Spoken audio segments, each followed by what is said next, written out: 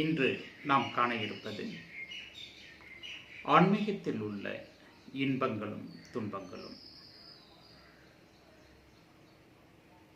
இன்பங்கள் என்னென்ன என்று அறிவதற்கு முன்னால் ஆன்மீகத்தில் ஈடுபடும் பொழுது ஏற்படுகின்ற துன்பங்களை நாம் அறிந்து கொள்ள வேண்டும். இந்த துன்பங்களெல்லாம் ஏன் நேர்கின்றது, எதற்காக நேர்கின்றது என்பதை சற்று அனுபவபூர்வமாக அறிந்து கொள்வோமானால் நீங்கள் எல்லா அனுபவங்களும் மகிழ்வோடு ஏற்றுக்கொள்வீர்கள். ஒரு மனிதன் பக்குவப்பட வேண்டும் என்பதற்காக நமக்கு கஷ்டங்களை இறைவன் அளிக்கின்றார். இறைவன் என்பது நீங்கள் எண்ணுகின்ற உருவங்களை குறிப்பதல்ல. இந்த அண்டங்கள் யாவையும் ஆட்சி செய்கின்ற ஓர் பரம்பொருள் தான் இறைவன் என்பதை அறிந்து கொள்ள வேண்டும். இந்த அண்ட சராசரங்களையும் ஒரு ஆற்றல் ஆள்கிறது என்றால் அதுவே இறைவன். அந்த ஆற்றல் ஒரு மனிதனை புடம் போடுகின்றது என்றால் அவனை ஏதோ ஒரு நல்ல செயலுக்காக, நல்ல நிகழ்வுக்காக பக்குவப்படுத்துகிறது என்பதை உணர்ந்து கொள்ள வேண்டும். நான் எந்த தவறும் செய்யறதில்லைங்க. 24 மணி நேரமும் இறைவனே நினச்சிட்டு இருக்கேன். ஆனால் எனக்கு தான் ஊரில் இல்லாத எல்லா கஷ்டமும் வந்து சேருது. அவ்வளோ துன்பம் இல்லை, அவ்வளோ துன்பம் என்னை பாடாப்படுத்துறது. நான் சாமி கும்பிடாத போது நல்லா தான் இருந்தேன். சாமி கும்பிட்ட பிறகு தான் நான் படாத பாடுபடுறேன். இதெல்லாம் அடுக்குமா அப்படின்னு சொல்லுவாங்க. ஆமாம்,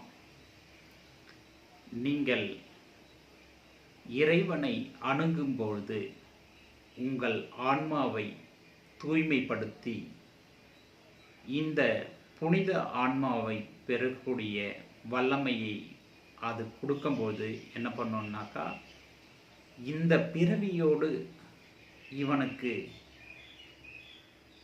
அடுத்த பிறவியை அளிக்காது இவனுக்கு முற்று பெற வைக்க வேண்டும் என்பதற்காக இந்த பிறவியிலேயே அனைத்து துன்பங்களையும் கொடுக்கும். அதையெல்லாம் ஏற்றுக்கொள்ளணும். ஏன், எதுக்கு, எல்லாத்தையும் ஏற்றுக்கொள்ள பல வல்லமை நமக்கு வேண்டும். இவ்வளோ கஷ்டம் இருக்குதா, ஓகே, இனி இந்த பிறப்பு வேண்டாம், அதுக்காக இந்த பிறவியில் நான் அனுபவித்து தான் ஆக வேண்டும்.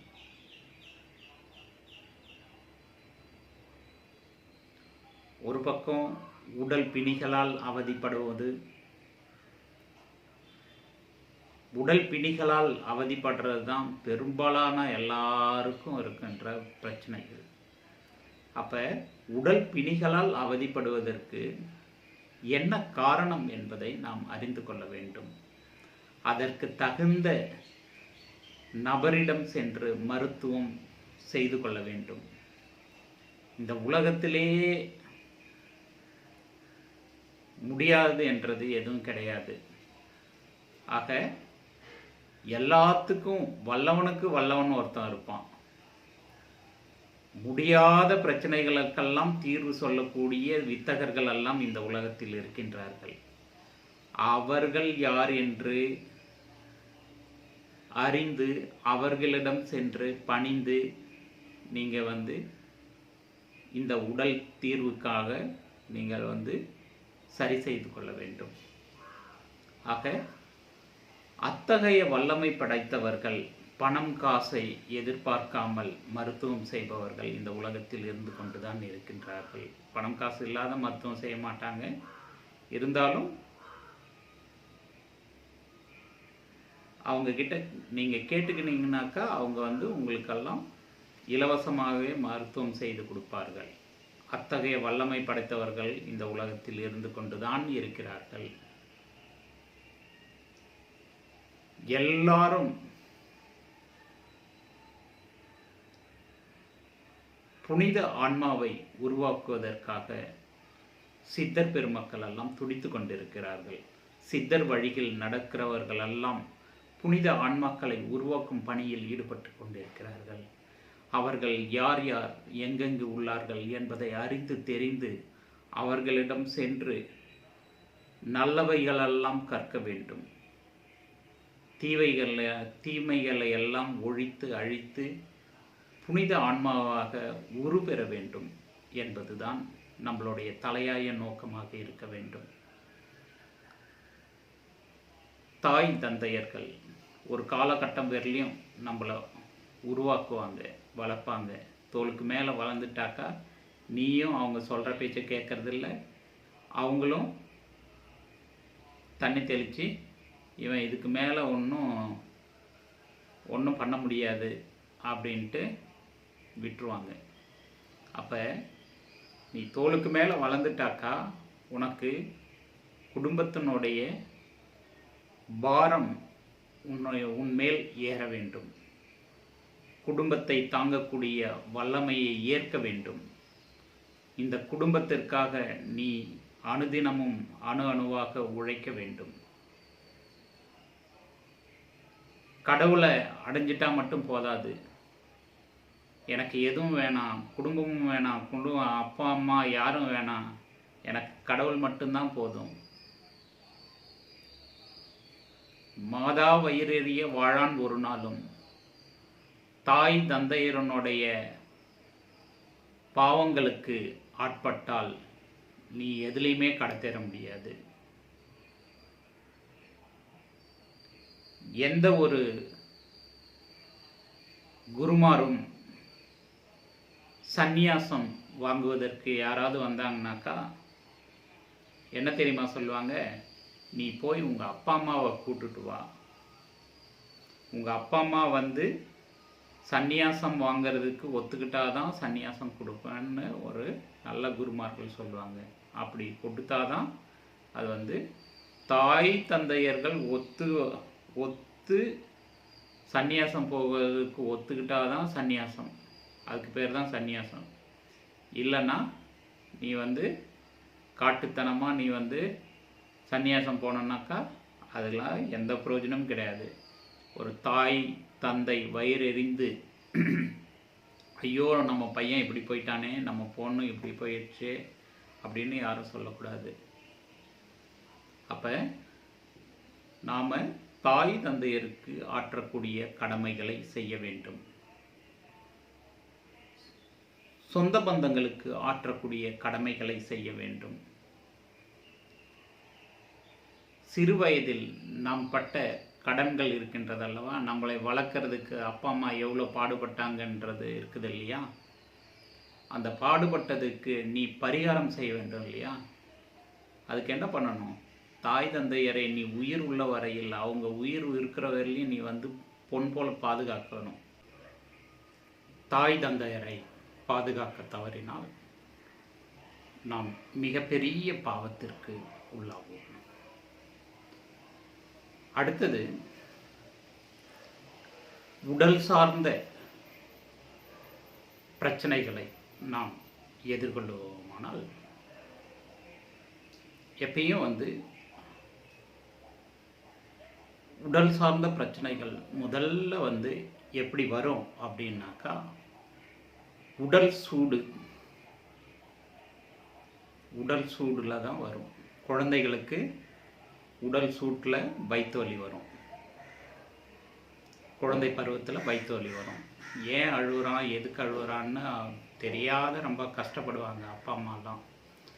உடல் சூட்டுனால் வருது அப்படின்றத புரிஞ்சுக்கணும். குழந்தைங்களுக்கு எண்ணெய் வச்சு தலை குளிப்பாட்டணும். கிராமப்புறங்களில் பார்த்தீங்கன்னாக்கா குழந்தைகளை குளிப்பாட்டுறதே, குழந்தை பிறந்து சின்ன வயசில் வந்து குழந்தைய குளிப்பாட்டுறதுக்குன்னே வந்து நிறைய தாய்மார்கள் இருப்பாங்க. அவங்க குழந்தைகளை குளிப்பாட்டுறதுக்கு ரொம்ப என்னது எக்ஸ்பீரியன்ஸ்டு ஹேண்டாக இருப்பாங்க. அவங்கள மாதிரி ஒரு பர்சன் கிட்ட கொடுத்து குழந்தைய குளிப்பாட்டணும். குழந்தைய குளிப்பாட்டும் போது காலெல்லாம் ஒழுங்காக பிடிச்சி விடணும். அப்போ தான் வந்து கால் வந்து ஸ்ட்ரைட்டாக இருக்கும். இல்லைனாக்கா காலெல்லாம் வளைஞ்சி இருக்கும். அதெல்லாம் வந்து சின்ன வயசுலேயே வந்து காலை கையை எல்லாமே வந்து ஸ்ட்ரைட் பண்ணி அதுக்கு உண்டான பிடிச்சி விட்டு தண்ணி ஊற்றி அதை குளிப்பாட்டணும். அது சின்ன வயசு குழந்தை பிறக்கும் போதே இது பண்ணணும். பெண்கள் கர்ப்பமாகி குழந்தை பிறந்ததுக்கப்புறம் வயிறெல்லாம் பெருசாகிடும். அதெல்லாம் நீங்கள் வந்து என்ன பண்ணணும், அந்த வயிறை அழகான வயிறை மாற்றணும். என்ன பண்ணலாம், சின்னதாக வந்து அந்த காலத்தில் வந்து பெண்கள் வந்து வயிற்றில் கட்டிக்குவாங்க, வயிறு பெருக்கக்கூடாது அப்படின்ட்டு. அந்த மெத்தடெல்லாம் இப்போ கிடையாது. குழந்தை பிறந்ததுக்கப்புறம் என்ன பண்ணுவாங்கன்னா, வயிறு வந்து அப்படியே உப்பிக்கிட்டு வரும் இல்லையா, அதை வந்து இது பண்ணுறதுக்காக சின்ன வந்து துண்டு எடுத்து கட்டிக்குவாங்க. கட்டிக்கிட்டாக்கா வயிறு பெருக்காது. அந்த மாதிரி நாமளே சின்ன சின்ன விஷயங்களெல்லாம் செய்யணும். நம்மளுடைய முன்னோர்கள் என்ன செய்தாங்களோ அதெல்லாம் இது பண்ணணும். பட் வந்து சயின்டிஃபிக் உலகம் வந்து இங்கிலீஷ் மெடிசன்ஸ் எல்லாம் ஃபாலோ பண்ணுறவங்க அதெல்லாம் தப்புன்னுவாங்க.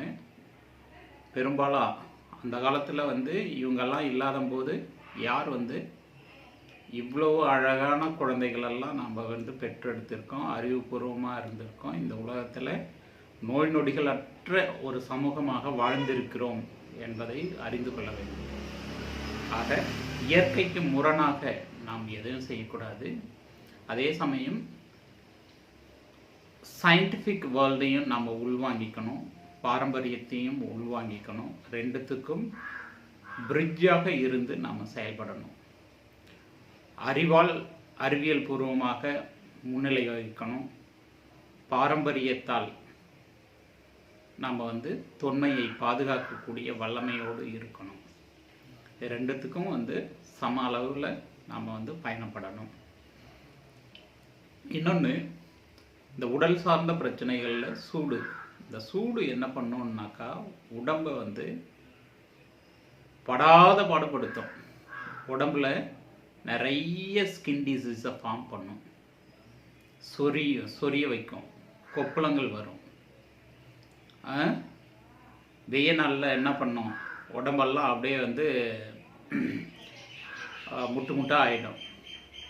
இந்த மாதிரியான நிறைய வேர்க்கரெல்லாம் வர்றதுக்கு ஆரம்பிச்சிடும். இந்த மாதிரியான தன்மைகள் எல்லாம் வந்து உடல் சூட்டினால் வரும். நாம் தலை குளிக்காத இருந்தால், எண்ணெய் தேய்ச்சி தலை குளிக்காத இருந்தால் ஏகப்பட்ட பிரச்சனை வரும். குழந்தையின்மையெல்லாம் எதனால் ஏற்படுதுன்னாக்கா, நீ எண்ணெய் தேய்ச்சி தலை குளிக்காதனால தான் வருது. நீ எண்ணெய் தேய்ச்சி தலை குளிச்சு இருந்தனாக்கா உடல் சூடு வந்து தணிந்து விந்தணு வந்து கெட்டியாகி குழந்தை பேருக்கு அது வந்து இயற்கையில் வந்து அது வந்து இயற்கைக்கு ஒன்றி அது வந்து இயற்கையோடு இயற்கையாக இருக்கும். நீ இயற்கையை வந்து மதிக்காத, இயற்கைக்கு வந்து அதை உட்படுத்தாத, வாரம் வாரம் தலை குளிக்காத, எண்ணெய் தேய்ச்சி தலை குளிக்காத இருக்கிறவங்கெல்லாம் பார்த்தீங்கன்னாக்கா எல்லாம் வந்து என்னது கருத்தரிப்பு மையத்தில் ஆளை கொண்டு போய் நிறுத்திடும். நீ வந்து உன்னால முயன்று கூட நீ வந்து என்னது குழந்தை பெறுவதற்கு கஷ்டப்படுவீங்க. அப்போ எது பிரச்சனையாக வருது? எல்லாத்துக்கும் உடல் சூடு தான். மூளை பிரச்சனையா இருக்கா? மூளை பிரச்சனைக்கு காரணம் மூளை சூடு. தூக்கமின்மைக்கு காரணம் மூளை சூடு. ஏடகுடமா பண்ணிட்டு திரிஞ்சிட்டு இருக்கானா, அதுக்கு காரணமெல்லாம் மூளை சூடு. அப்ப தலையில எண்ணெய் வைக்கணும். தலையில எந்த கம்யூனிட்டி பசங்களும் தலையில எண்ணெய் வைக்க மாட்டோம். இவனெல்லாம் என்ன சொல்றது? அப்புறம் வந்து அது இல்லை, இது இல்லை, அப்படி இல்லை, இப்படி இல்லைன்னு புலம்ப வேண்டியது. ம் என்ன ஒரு தாத்தா வந்து திட்டுவார் தெரியுமா? வாங்கடா பேராண்டிகளா, ஏன் இப்படி அப்படி அப்படின்ட்டு. அந்த மாதிரி தாத்தாக்கள் எல்லாம் வந்து உங்களை திட்டுற அளவுக்கு வச்சுக்காதீங்க. அதனால் இயற்கையில் நாம் இருக்கணும்னாக்கா எண்ணெய் தேய்ச்சி தலை குளிங்க. உடம்பை வந்து உஷ்ணத்துலேருந்து காப்பாற்றி கொள்ளுங்கள். உஷ்ணத்தை வந்து நீங்கள் காப்பாற்றிக்கிட்டாக்கா நீங்கள் வந்து இந்த உடல் வந்து சீராக ஆகிடும். சீராக ஆகிட்டு இந்த உடல் வந்து ஒரு சமநிலையில் இது இருந்துச்சுனாக்கா நீங்கள் வந்து நல்ல வந்து ஆரோக்கியமான வாழ்க்கையை வாழலாம் என்பதை புரிந்து கொள்ளணும். நீங்கள் இதுக்கே இப்படின்னாக்கா அந்த காலத்து மனிதர்கள் எல்லாம் காலையில் வேலைக்கு போயிட்டு சாயந்தரம் தான் வருவாங்க. ஒரு நாளெல்லாம் வெயிலில் வேலை செய்வாங்க. அந்த உடலெல்லாம் எப்படியேப்பட்ட வெயிலெல்லாம் வந்து தாங்கியிருக்கும்.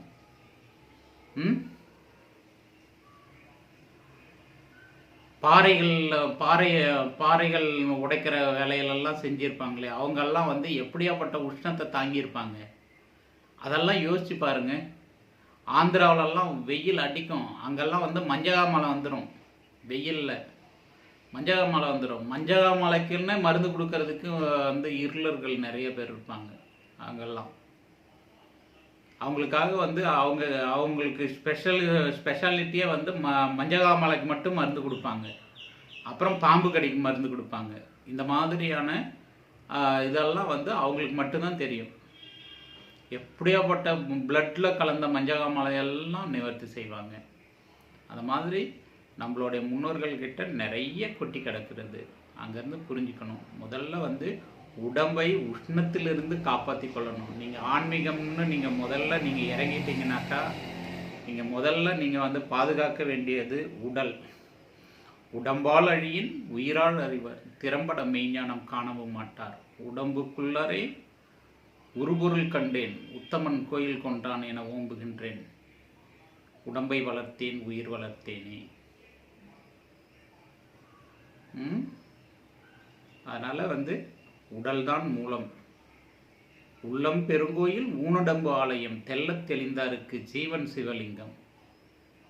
கள்ள புலனாய்ந்தும் காணாமணி விளக்கே அப்படின்றாரு திருமூலர் பெருமான்.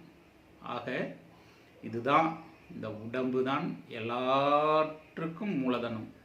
அப்போ உடம்பை பொன் போல் பாதுகாக்கணும். உடம்புல ஒரு சின்ன பிரச்சனைனாலும் டக்கு டக்கு டக்கு டக்குன்னு சரி பண்ணிக்கிட்டு ஓடணும். குதிரை மாதிரி இப்போ ஓடிக்கிட்டு இருக்கணும்.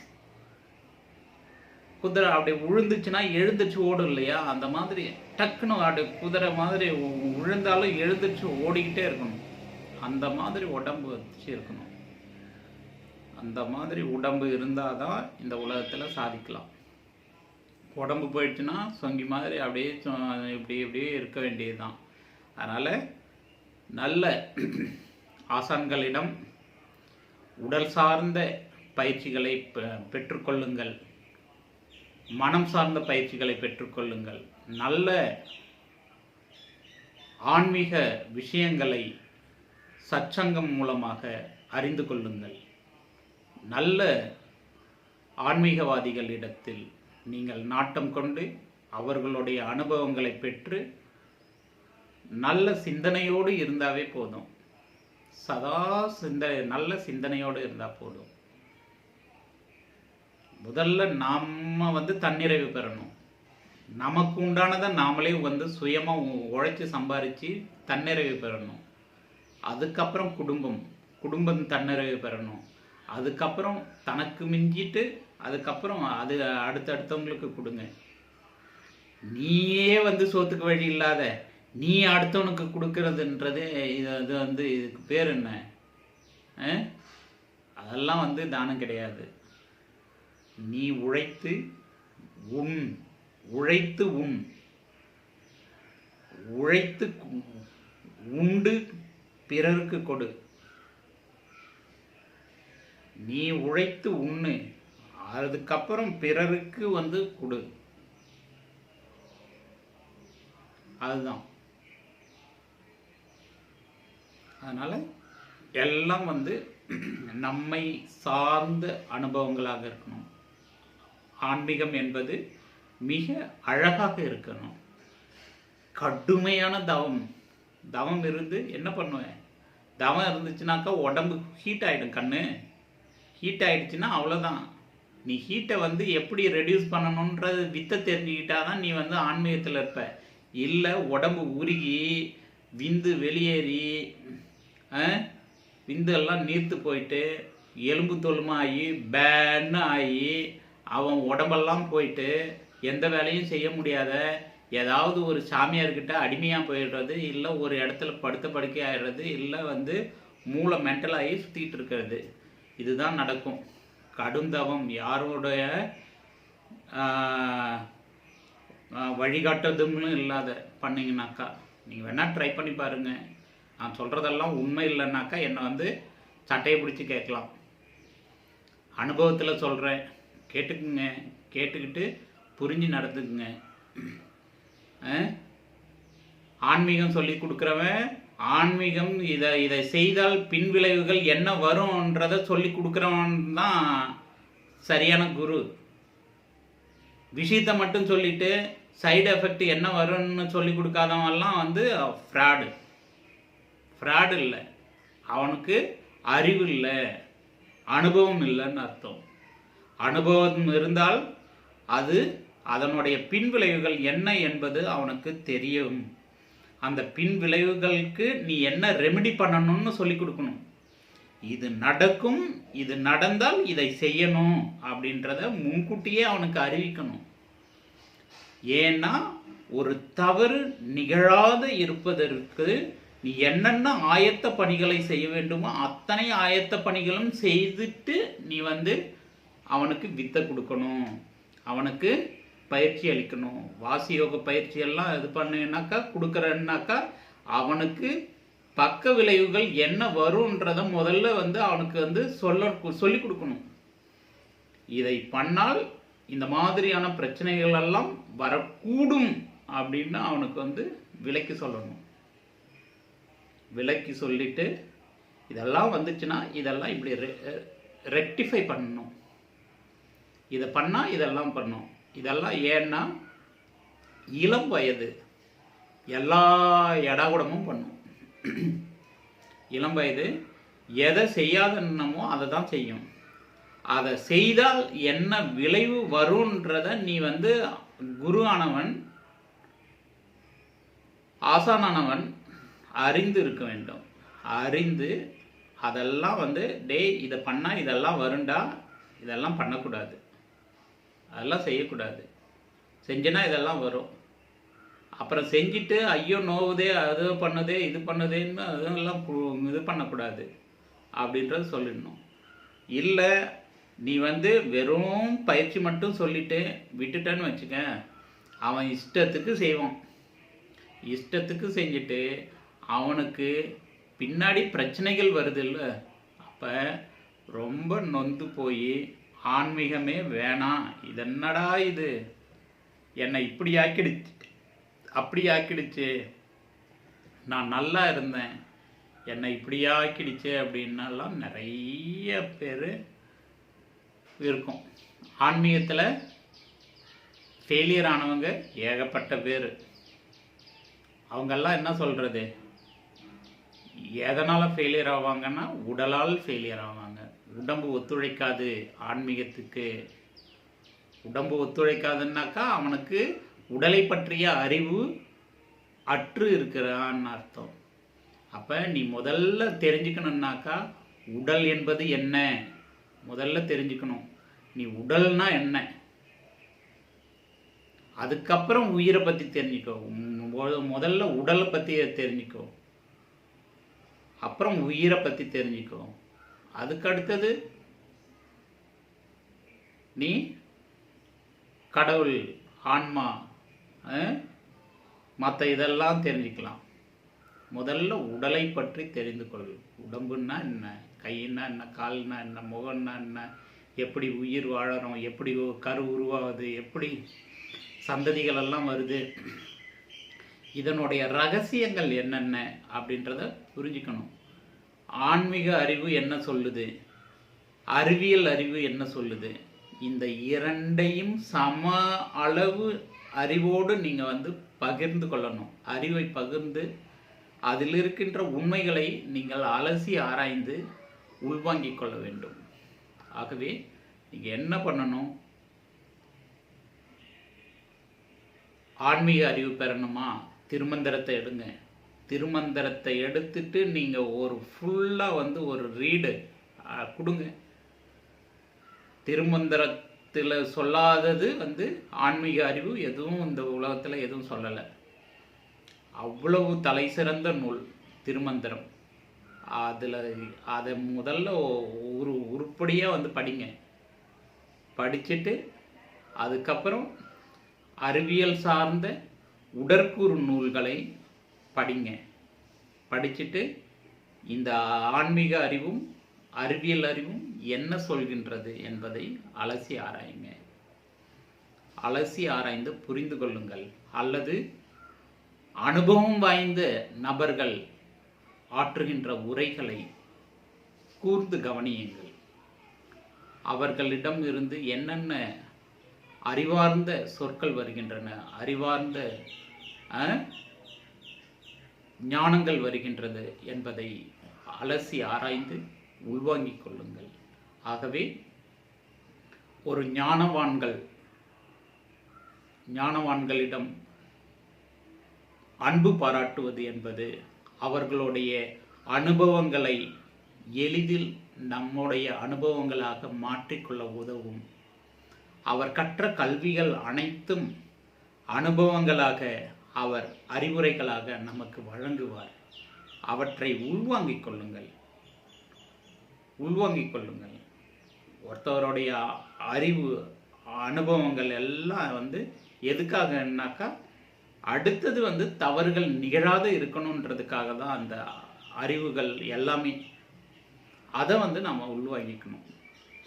நன்மைகள் 1000 வந்து கிடைக்கட்டும், ஆனால் நீ எது சரின்றதை நீ வந்து தெரிஞ்சுக்கிறதுக்கு முன்னாடி எது தவறுன்றதை தெரிஞ்சுக்கணும். தவறை நீ தெரிஞ்சுக்கிட்டாதான்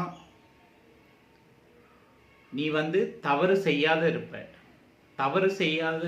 தவறுகளை எதுன்றது அறிஞ்சாதான் உண்மையான விஷயத்தினுடைய மதிப்பு உனக்கு தெரியும்.